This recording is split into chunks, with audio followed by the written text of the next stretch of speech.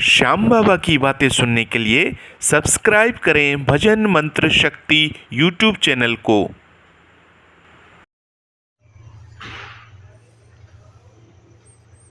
आप सभी श्याम प्रेमियों को जय श्री श्याम। श्याम प्रेमियों, सूर्य ग्रहण के दौरान आपको क्या करना चाहिए, क्या नहीं करना चाहिए, उसके बारे में आज मैं बात करने वाला हूं। तो ये वीडियो ज़्यादा लंबी नहीं होगी, शॉर्ट में आपको मैं बताऊंगा कि सूर्य ग्रहण के दौरान आपको क्या करना चाहिए और क्या नहीं करना चाहिए। तो सूर्य ग्रहण के दौरान आपको क्या नहीं करना चाहिए। सबसे पहले तो आपको घर में पूजा पाठ नहीं करनी चाहिए। जब सूर्य ग्रहण का समय होता है उससे पहले सूतक लग जाती है। सूतक के समय से लेकर सूर्य ग्रहण तक आपको पूजा नहीं करनी है। भगवान की किसी भी मूर्ति को स्पर्श तक नहीं करना है। आपके मंदिर में जो अगर पर्दा लगा हुआ है तो पर्दा लगा के ही रखना है जब तक ग्रहण समाप्त ना हो जाए। ग्रहण काल में वैसे तो खाना पीना भी वर्जित होता है, परंतु आजकल कौन ये मानता है। परंतु देखिए, ग्रहण काल में अगर आपने खाने पीने की वस्तु बना भी रहे हैं और बना लिया है तो उसमें तुलसी का पत्ता ज़रूर डाल दें, क्योंकि कहते हैं ग्रहण काल में जो भी खाया जाता है वो अशुद्ध होता है। इसीलिए ग्रहण काल में ना तो खाना खाना चाहिए ना ही बनाना चाहिए। परंतु जो ऑफिस जाते हैं या जो बच्चे स्कूल जाते हैं तो उनके लिए थोड़ी सी दिक्कत की बात आ जाती है। तो इसी कारण से अगर आप उनको भोजन वगैरह दे रहे हैं तो तुलसी का थोड़ा सा पत्ता डाल दीजिए, तो वो भोजन शुद्ध हो जाता है। तो इसके साथ साथ आपको ये बता दूं, जो ग्रहण का समय है इस साल का 2022 का जो ग्रहण का समय है सूर्य ग्रहण का, वो 25 अक्टूबर को लग रहा है। और ग्रहण का जो सूतक लगेगा वो सुबह 4:15 से लेकर शाम को 7:30 बजे तक वो सूतक रहेगा। पहले जब आप पट खोलेंगे भगवान की 7:30 बजे के बाद, तो उस समय आपको पहले अपने आप को स्नान करके आना है। आपको सबसे पहले स्नान करना है।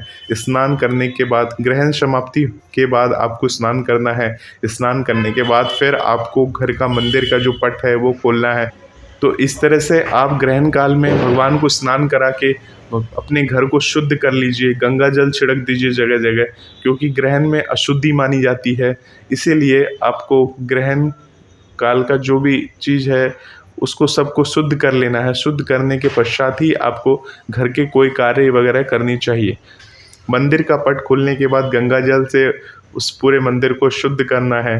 देवी देवता जो भी हैं, आप चाहे तो उनको स्नान भी करा सकते हैं। सूर्य ग्रहण के दौरान आप भगवान की पूजा तो नहीं कर सकते हैं, परंतु पूजा नहीं कर सकते हैं तो इसका मतलब ये नहीं कि ध्यान भी नहीं कर सकते हैं। आप बाबा श्याम को ध्यान करिए, मन ही मन ध्यान करिए, और ध्यान करते करते उनका जो मंत्र है ओम श्री श्याम देवाय नमः, इस मंत्र का आप जाप कर सकते हैं। नहीं तो ओम नमः शिवाय, इसका भी आप जाप कर सकते हैं, या आप कोई गायत्री मंत्र वगैरह का भी जाप कर सकते हैं। तो आप कहने का मतलब ये है कि सूर्य ग्रहण के दौरान भगवान की पूजा नहीं होती है, भगवान को स्पर्श नहीं करते हैं, भगवान का पट मंगल होते हैं उस समय। तो हमें ये नहीं है कि पूजा नहीं कर सकते हैं, तो मंत्र हमें जाप करनी चाहिए।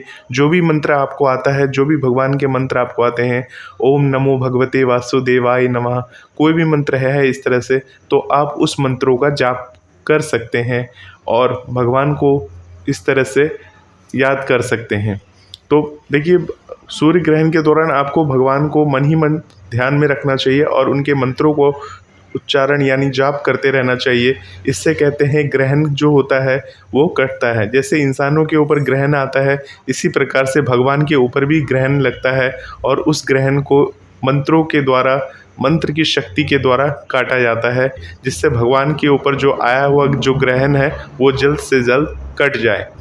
इसके साथ साथ आपको क्या करना है, जैसे अगर मान लीजिए आप अपने घर में हर रोज़ पूजा करते हैं और आप पूजा करना चाहते हैं, चूँकि 25 अक्टूबर 2022 को ये ग्रहण सुबह 4:15 से लग रही है, तो आप भगवान की पूजा कैसे करेंगे।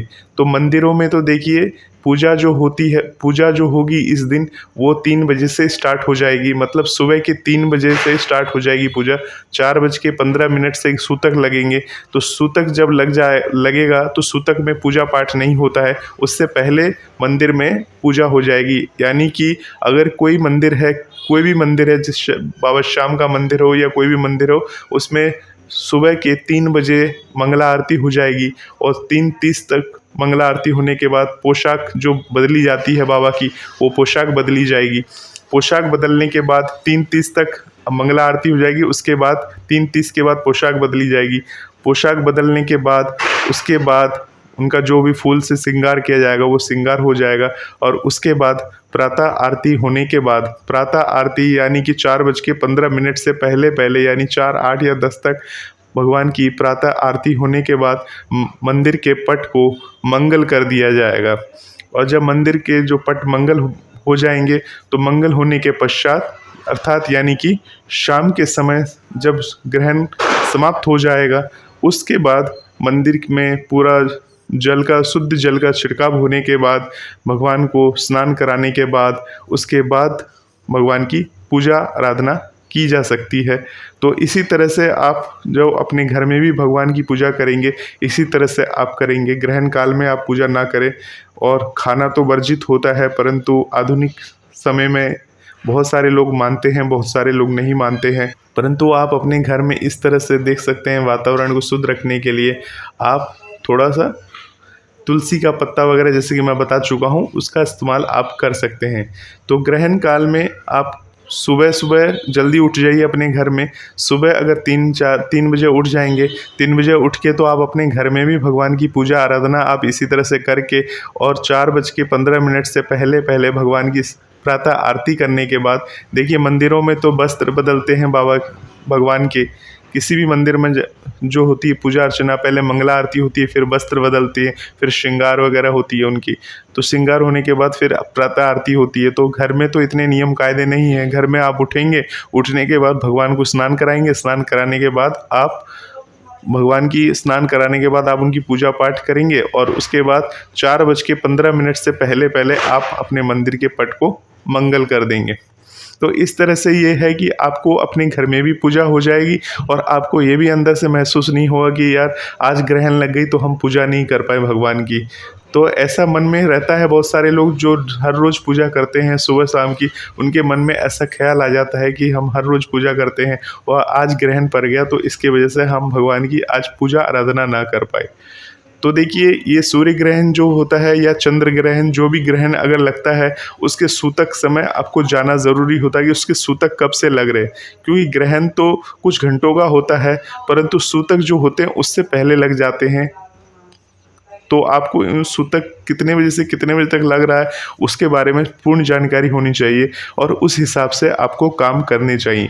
ध्यान रहे, सूतक के समय भगवान की किसी भी कीमत पर पूजा ना करें, मंदिर का पट खुला ना रखें, भगवान को ढक के रखें, पर्दा लगा के रखें अपने मंदिर में। इतना आप ध्यान रखेंगे तो भगवान की तो कृपा हो, आप सेवा कर ही रहे हैं इस तरह से। क्योंकि ग्रहण काल में आप किसी का ऊपर, अगर मान लीजिए आपके ऊपर कोई ग्रहण आता है, तो कोई अगर आपकी मदद करता है या आपकी कोई हेल्प करता है तो आपको भी लगता है कि हाँ ये मेरा हेल्प कर रहा है।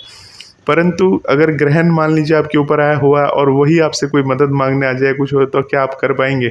तो वैसा नहीं है। इसलिए आप भगवान की आराधना कर रहे हैं, पूजा कर रहे हैं, करिए, परंतु ग्रहण के समय में वो चीज़ करना वर्जित होता है। ग्रहण काल जो है बहुत ही सावधानी बरतनी चाहिए, सूर्य को नंगी आंखों से नहीं देखनी चाहिए। ग्रहण काल के समय जब आप शाम के समय की पूजा करेंगे, संध्या काल के समय पूजा करेंगे, जैसे 7:30 बजे ग्रहण खत्म हो जाएगा, तो उसमें आप जब पूजा करेंगे तो सबसे पहले आप स्नान कर लीजिए। स्नान करने के बाद अपने मंदिर के पट को खोलिए, खुलने के बाद गंगा जल हाथ में रखिए, गंगा जल से पूरे घर को शुद्ध करिए। सबसे पहले शुद्ध करने के बाद मंदिर वगैरह में जो भगवान वगैरह है उनको तो आपने प्रातः स्नान करा ही दिया है, गंगा जल से छिड़क दीजिए अपने मंदिर में के आले में, जो पूजा का आला है उसमें मंदिर में आप जल छिड़क सकते हैं। नहीं तो आप वापस से उनको स्नान करा सकते हैं। स्नान कराने के बाद शुद्ध होने के बाद तभी पूजा पाठ आप आरंभ करिए। उनकी संध्या की जो आरती होगी, जो ग्रहण आरती कहते हैं, वो ग्रहण आरती आप जब ग्रहण समाप्त हो जाता है उसके बाद आप कर सकते हैं। बहुत बहुत धन्यवाद आपको इस वीडियो को देखने के लिए। इस वीडियो से रिलेटेड कोई भी जानकारी चाहिए आपको तो हमें नीचे कमेंट बॉक्स में कर सकते हैं। जय श्री श्याम।